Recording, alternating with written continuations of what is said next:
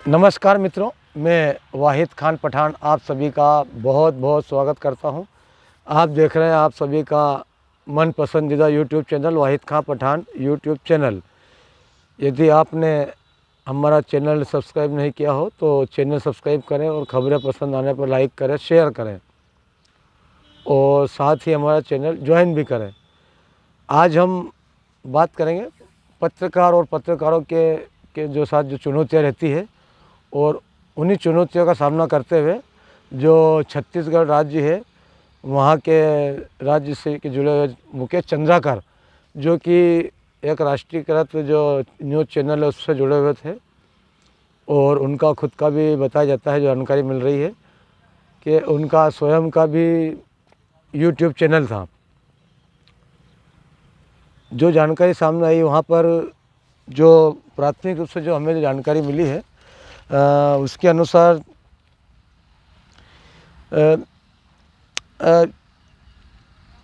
मुकेश चंद्राकर जो है बीजापुर से सड़क गंगालूर हिरोली तक सड़क निर्माण ठेकेदार द्वारा बनाई जा रही थी, जिसमें करीबन 52 किलोमीटर की जो सड़क का बनने की थी, जिसमें 40 किलोमीटर की सड़क बन चुकी है। ऐसी जानकारी विभिन्न माध्यमों से प्राप्त हो रही है और साथ ही उसमें जो कथित रूप से जो सड़क के निर्माण में भ्रष्टाचार हुआ, इसे लेकर जो वहाँ के जो पत्रकार थे राष्ट्रीय न्यूज़ चैनल के मुकेश चंद्राकर जी, इन्होंने 24 दिसंबर को खबर चलाई थी और उस खबर चलाने के बाद खबर में बताया जा रहा है कि करीबन 1 किलोमीटर का जो रोड निर्माण हुआ उसमें 30-35 गड्ढे पाए गए।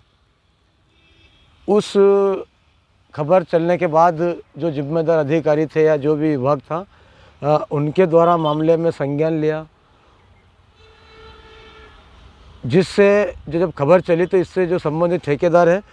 स्वाभाविक है कि जो कंपनी होती है जो भी है उनके कथित भ्रष्टाचार को जब मामला उजागर होता है तो आदमी कई प्रकार की प्रतिक्रिया सामने आती है, जैसे झूठे तथा कथित रूप से झूठे षड्यंत्र रचना, झूठे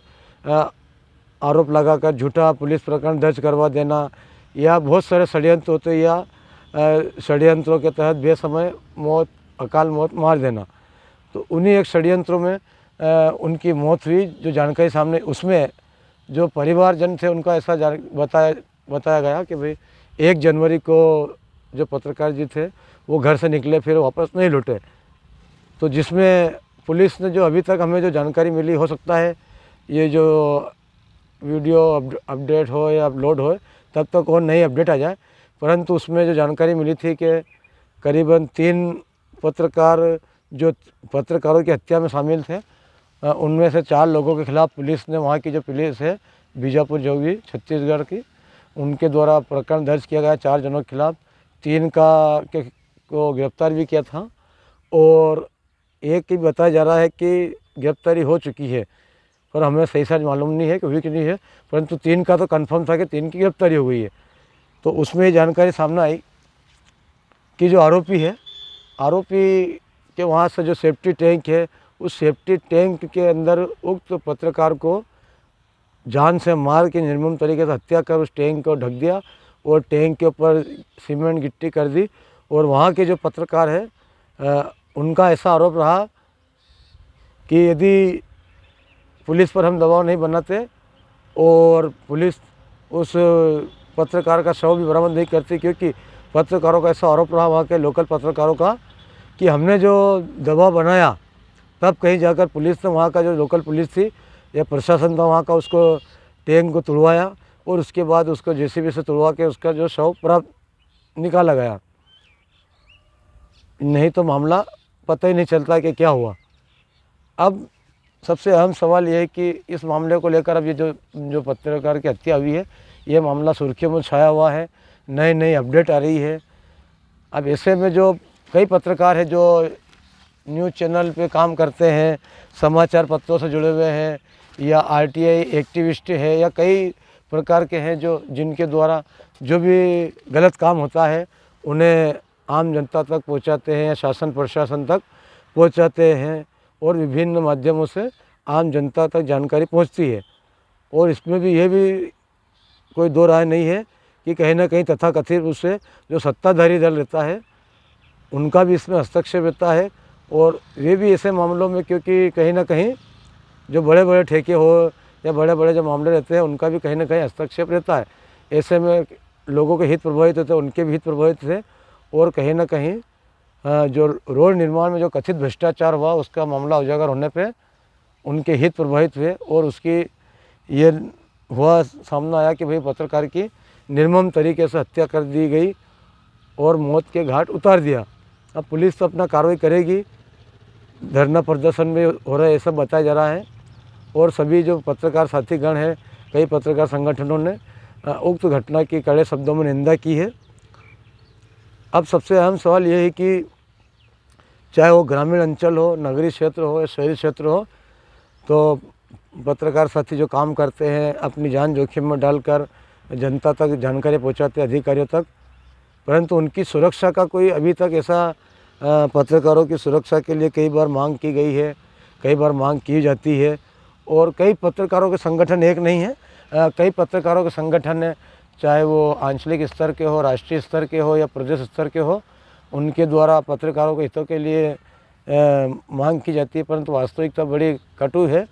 कि आज भी कई पत्रकारों को षड्यंत्रों का शिकार होना पड़ता है और झूठे आरोपों के तहत उनके खिलाफ पुलिस प्रकरण भी कथित रूप से बन जाते हैं। ऐसे भी मामले कई बार जानकारी में आते हैं। अब ऐसे में सबसे अहम सवाल यही है कि जो शासन प्रशासन है या जो देश के मुखिया है उनको भी, या जो देश है राज्य है उनके मुखिया, जो हमारे देश के माननीय प्रधानमंत्री महोदय, राज्य के मध्य प्रदेश के डॉक्टर मोहन यादव साहब हैं, या जो छत्तीसगढ़ राज्य है या राजस्थान है, जहाँ भी बहुत सारे जो राज्य है कहीं ना कहीं से पत्रकारों के साथ गलत होने की घटना सामने आती है। तो हम तो सीधी सीधी शासन प्रशासन से ही मांग करते हैं कि शासन प्रशासन को पूरा निष्पक्ष तरीके से एक सर्वे कराना चाहिए पूरा राष्ट्रीय स्तर से, और उनकी जांच पड़ताल करके शासन से जो हैं उनके परिचय पत्र जारी होना चाहिए। क्योंकि आज भी कई पत्रकार ऐसे हैं जिनके पास शासन से कोई ऐसी कोई मान्यता नहीं है कि हाँ भाई ये पत्रकार हैं या समाचार पत्र के प्रतिनिधि हैं या कोई यूट्यूबर है या आरटीआई एक्टिविस्ट जो भी है। क्योंकि इन चीज़ों से कहीं ना कहीं उनका मनोबल भी कम होता है। और जब कहीं ना कहीं इस क्षेत्र में भी फर्जीवाड़ा हुआ है कथित रूप से, ऐसे लोग अवसरवादी लोग भी आए हैं पत्रकारिता के क्षेत्र में, जो अवसर आने पर कुछ समय के लिए पत्रकार कहलाते हैं और फिर वापस बैठ जाते हैं। तो इन चीज़ों से भी सरकार को भी कहीं ना कहीं संज्ञान लेना चाहिए और जो वास्तविक पत्रकारगण हैं उनके हितों का भी ध्यान रखना चाहिए। उनका भी परिवार है और उनकी भी बहुत कुछ, उनके लिए भी शासन प्रशासन करना चाहिए, ध्यान रखना चाहिए। तो मित्रों, कुल मिला के जो छत्तीसगढ़ के जो पत्रकार की हत्या हुई है वो अभी वर्तमान में उनकी हत्या की जो घटना सुर्खियों में है और उसका हम भी विरोध करते हैं और उस घटना के कड़े शब्दों में निंदा करते हैं। आपको ये वीडियो कैसा लगा ज़रूर हमें बताएं, कमेंट्स करें। बहुत बहुत धन्यवाद। मैं वाहिद खां पठान एक बार पुनः आप सभी का बहुत बहुत स्वागत करता हूं और धन्यवाद देता हूं। हमारे पास कोई साधन नहीं, संसाधन नहीं है, उसके बाद भी आप हमारी खबरें देखते हैं, सुनते हैं और उस पर प्रतिक्रिया देते हैं। और साथ ही जो शासन प्रशासन है, जनप्रतिनिधिगण हैं, जो भी हमारी खबरों पर संज्ञान लेते हैं और ध्यान देते हैं और समस्याओं का भी हल कराते हैं, उनके लिए भी उन सभी को भी बहुत बहुत धन्यवाद। तो मित्रों, बने रहिए वाहिद खां पठान के साथ। बहुत बहुत धन्यवाद। नमस्कार, शुक्रिया।